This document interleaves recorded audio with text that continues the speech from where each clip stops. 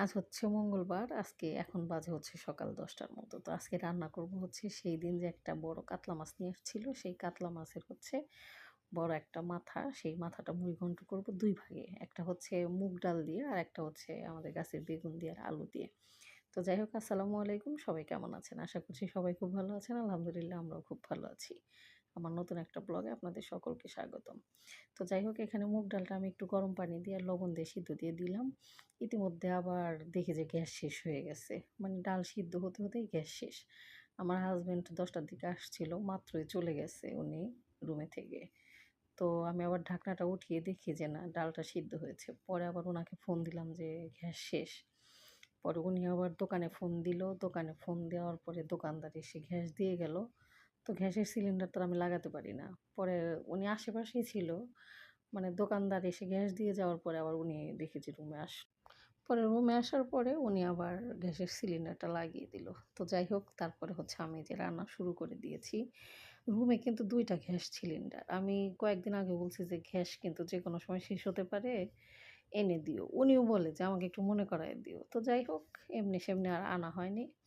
তো আজকে আবার ২ টা বোতলই একবারে নিয়ে আসা হইছে। তো এইখানে হচ্ছে আমি প্রতিদিন যেভাবে রান্না করি সেভাবেই রান্না করতেছি। প্রতিদিনের যে মসলা সেইটাই দিয়েছি। আজকে একটু হচ্ছে শুকনা মরিচ, গোটা শুকনা মরিচটা দিয়েছি। আর এইখানে হচ্ছে একটু কাঁচামরিচ, পেঁয়াজ, রসুন, এটা তো দেবই। আর রসুন, আদা আর হচ্ছে একটু পেঁয়াজ আমি করে নিয়েছি। একটু হামানদিস্তায় থেতে নিয়েছি।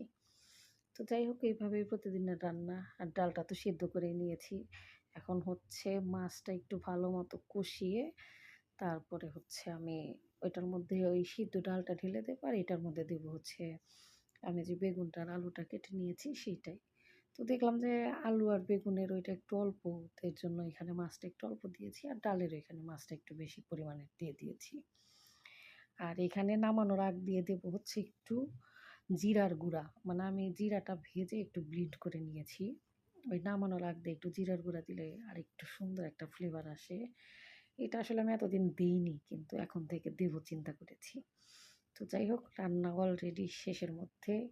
বাটিতে বেড়ে নিচ্ছি, টেবিলে দিয়ে দিব। রান্নাগুলো দেখতে কেমন হয়েছে আর আপনাদের বাসায় আজকে কার কী রান্না হয়েছে অবশ্যই কমেন্টে জানাবেন, বা হচ্ছে অবশ্যই জানাবেন। দেখতে কেমন হয়েছে, এই খাবারগুলো কার কার পছন্দ সেটাও কিন্তু জানাতে ভুলবেন না। আর আমার ভিডিওগুলো কেমন লাগে সেটাও জানাবেন। যদি ভালো লাগে অবশ্যই একটা লাইক, কমেন্ট, শেয়ার করে দিবেন।